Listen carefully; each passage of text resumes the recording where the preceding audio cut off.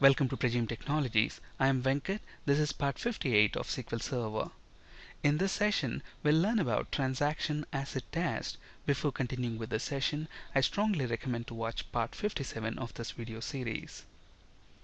We know that a transaction is a group of database commands that are treated as a single unit.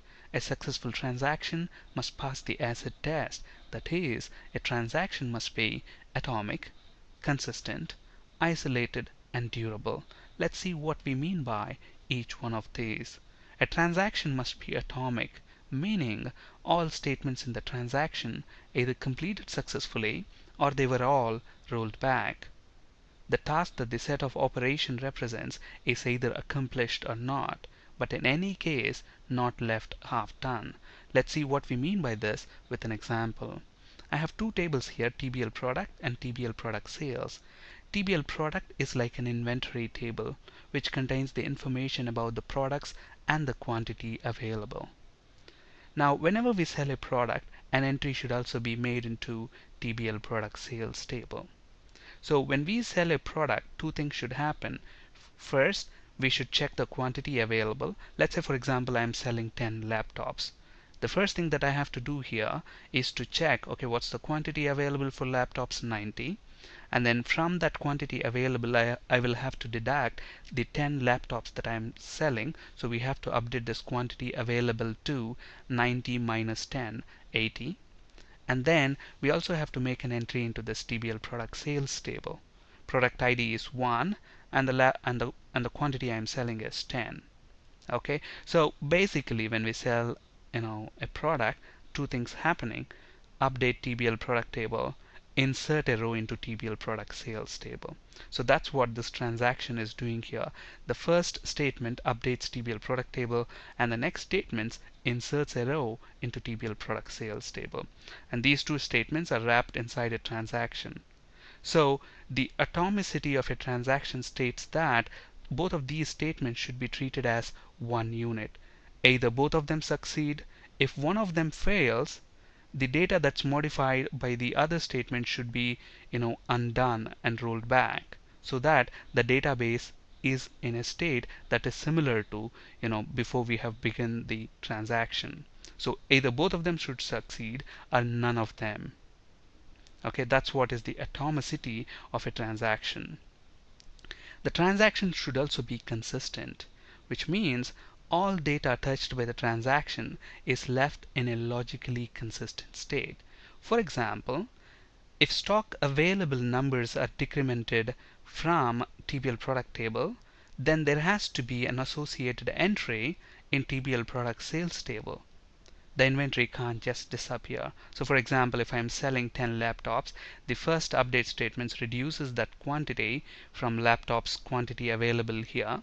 And then let's say when we are about to execute the insert statement into TBL product sales table, the power has gone or something has happened. In that circumstances, a transaction should undo the first statement and put it back to 90. Otherwise, we cannot account for those 10 laptops. So that's what consistency says. All data touched with a transaction is left in a logically consistent state. The transaction should also be isolated. What we mean by this, the transaction must affect data without interfering with other concurrent transactions or being interfered with by them. Okay, so if there are two transactions, transaction A and transaction B, transaction A shouldn't interfere with transaction B, and similarly transaction B shouldn't interfere with transaction A. Both of them, should work as a single unit of work, and they shouldn't interfere with each other. Okay, let's see how transaction achieves isolation. I have this table here, TBL product. Now let's say this is one of the transactions where I am updating this table, TBL product set, let's say quantity available is equal to 350, where product ID is equal to 1. And now let's make this update statement part of the transaction. So begin transaction. So now when I execute this, look at this. A transaction is now being processed on TBL product table. We haven't committed this transaction or rolled it back, so this transaction is still being processed.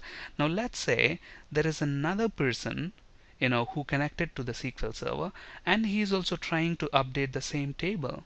So update TBL. So he issued, let's say, another transaction, or let's just say he's trying to update the quantity. Now before updating, he wants to select the data and see, so he is issuing a select statement.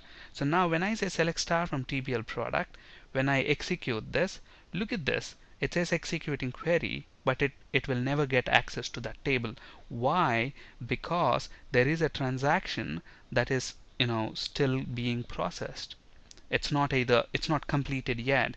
That's why other users by default will not be able to see the data that is being touched by the other transactions. So here there is one transaction which is processing a record from this table. If you look at this, there are two records in this table. Currently we are updating the first record, which means this transaction is still being processed. We haven't committed or rolled that back. So now when I say select star from TBL product, it says query, executing query, but it's not showing, it's just waiting for the transaction to complete. On the other hand, let's cancel that, and when I say select star from TBL product where product ID is equal to 2, I'm selecting a row where the product ID is equal to 2. Look at this, the moment I execute that, I immediately get that row. But then when I try to get the row with ID is equal to 1, that is being updated by the other transaction in the other connection window. Look at this, it says executing query. So why am I not able to see that? Because that row is being locked by the database, because another transaction is currently being processed. So this transaction is not interfering with this transaction here. So the transactions must be isolated. So how does the transactions achieve this isolation? Basically using locking mechanism. We will talk about transaction isolation levels in the next session. Okay, so this isolation, this actually prevents transactions from making changes to data based on uncommitted information. For example, changes to a record that are subsequently rolled back. Most databases use locking to maintain transaction isolation. Okay, so here I haven't committed any data yet.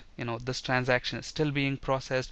I haven't committed any data yet. That's why this user is not able to access that record. Now if this user were able to access that record with product ID is equal to 1, then he might see uncommitted data, because this transaction is still being processed. I didn't commit the data, I didn't make the changes permanent to the database. So this user might see uncommitted data, and he might make his decisions based on that uncommitted data, which I may later roll back. So in which case his decision might be wrong. So when I roll back that, he might see only the rolled back data. That's why by default, if a transaction has locked a row, other users will not be able to see that. So a transaction should also be isolated. And a transaction should be durable. And this is pretty simple to understand. Once a change is made to a database, it's permanent. If a system error or power failure occurs before a set of commands is complete, those commands are undone and the data is restored to its original state once the system begins running again. So let's say, for example, we are executing a long running transaction, and let's say half of the data is modified, and then all of a sudden there is a power failure. So when that happens, when the power comes back, the database should be in such a position it has to roll back and undo the changes that it has already done and leave the database in a consistent and durable state. That's what durable means. Alright, if you want to receive email alerts when new videos are uploaded, please subscribe to my YouTube channel at youtube.com/KUDVENKAT. On this slide, you can find resources for ASP.NET C# and SQL Server interview questions. That's it for today. Thank you for listening. Have a great day.